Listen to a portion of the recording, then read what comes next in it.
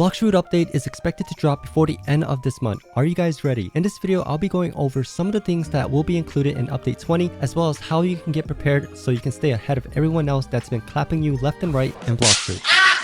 Dragon Control and a bunch of other fruits are getting a rework. First Sea, Second Sea, Third Sea will also be getting a visual change, including GUIs. There will also be a lot of new system in terms of upgrading your fruits and weapons. I'm not sure if there will be a new map, but be prepared for some new fruits that will be added into Bloxfruit as well. I'm here to support you all, so make sure to subscribe to the channel, leave a like, and comment below. One lucky person will be selected, and I'll grant them any permanent devil fruit of their choice when the next update arrives. Let's dive into the essential tasks and objectives you should aim to complete before update 20. Firstly, reaching max level is crucial. It's no surprise, but getting to max level is an absolute must. Keep in mind that new content will be above max level and will be added to the Third Sea. Head to the Candy Cane quest giver and try to get as close to max level as you can before the update. Aim for level 2450. I have faith in you. This advice is based on the latest update where access to fruits and weapons didn't necessarily require max level, but a high level. So strive to be as strong as possible by reaching max level. Regarding the next point, it should be evident that upgrading your weapon at the blacksmith is essential. Prioritize enhancing the sword and guns you frequently use. For example, even if a 7% damage boost for the crystal katana may not seem huge, but any extra damage can make a significant difference. Likewise, having a gun with 15% more damage is quite valuable. When looking at the upgrades, some items might be capable of receiving multiple upgrades. So as you can see here, as indicated by the message, there's nothing more you can do after applying upgrades to the sword. In my opinion, this suggests that certain items can be enhanced further, considering that the game plans to add more challenging endgame PvE content, such as bosses. Having your favorite weapon maximally upgraded is crucial for tackling these new challenges, so avoid limiting yourself like I did and focus solely on upgrading only the katana, just for the sake of humor.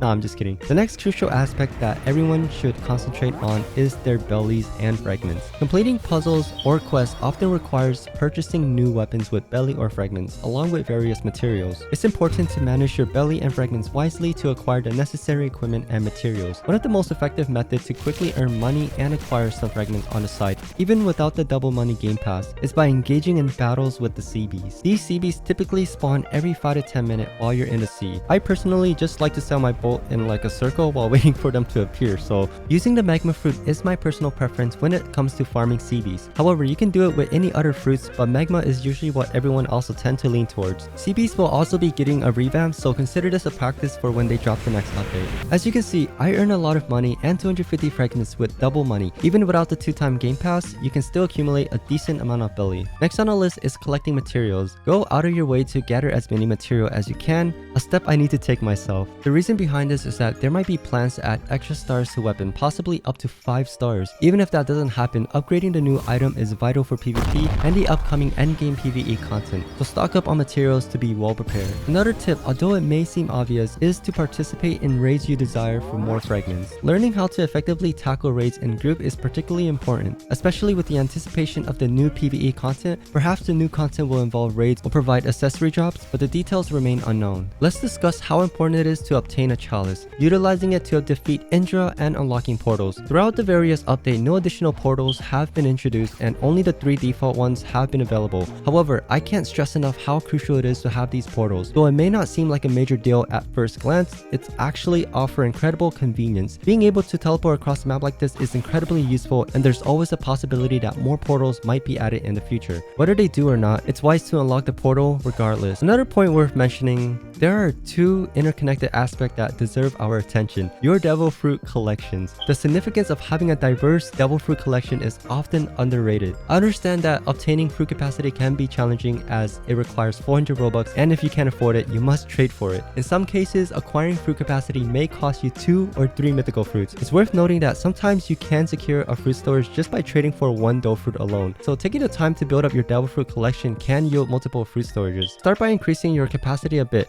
then focus on collecting various fruit, including the possibility of obtaining permanent devil fruits. Having a devil fruit in your collection is fantastic because without a permanent devil fruit, you'll find yourself consuming it quite frequently. However, for players focused on leveling and progressing through the game, the magma fruit, light fruit, and other grinding fruits are excellent choices. These fruits alone can handle all the game content, especially when awakened and with their masteries maximized. If you want to add a touch of complexity, consider collecting the Buddha fruit or maybe the portal fruit if you desire for fast travel. In truth, you don't really need any mythical devil devil fruits unless you just like want to impress others. Personally, I have every devil fruit permanently in the game, but I rarely use any of the mythical devil fruits except for Dough. However, since Dough is possibly getting a nerf, I might stop using it altogether and rely on Portal and other legendary and mythical fruits. Lastly, although it may seem a bit challenging, is the significance of awakening your race V4. If you haven't done so by now, you might be falling a little bit behind. We're about to be 1 or 2 updates ahead when race V4 was initially released, so it's essential to catch up. You don't necessarily have to awaken all the races, as that's a personal choice.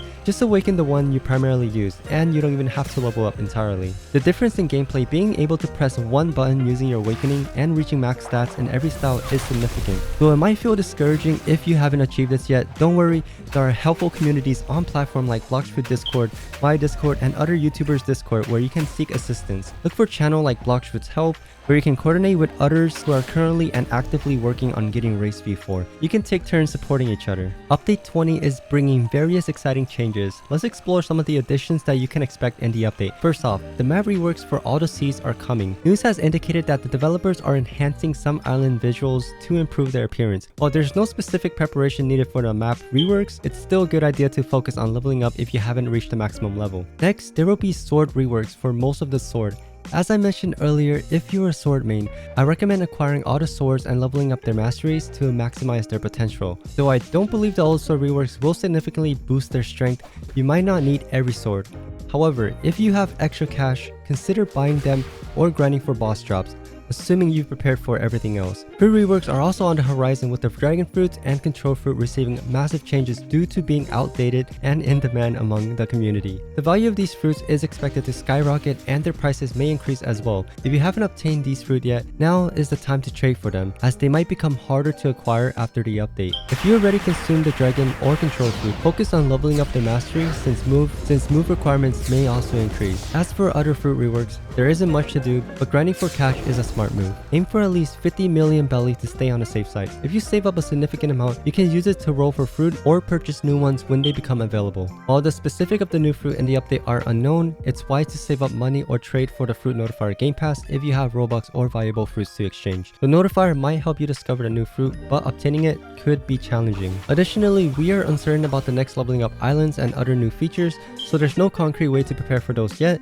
We'll have to wait and see when the next update is released. Keep in mind that the update will bring many visual changes as well, potentially improving the game graphically. So make sure to save up a lot of money so you can buy a new computer. No, I'm just kidding. Overall, there will be a lot of new content, including a menu system and more. Anyways, thank you for watching this video. Please comment down if you accomplished all of these objectives and what you're striving for before update 20 is released. Also, let me know what excites you the most about update 20. Remember, I'll be picking one lucky person from the comment section who is subscribed to the channel and has watched the entire video, and I'll grant them a permanent devil fruit completely free. I'll see you guys in the next video.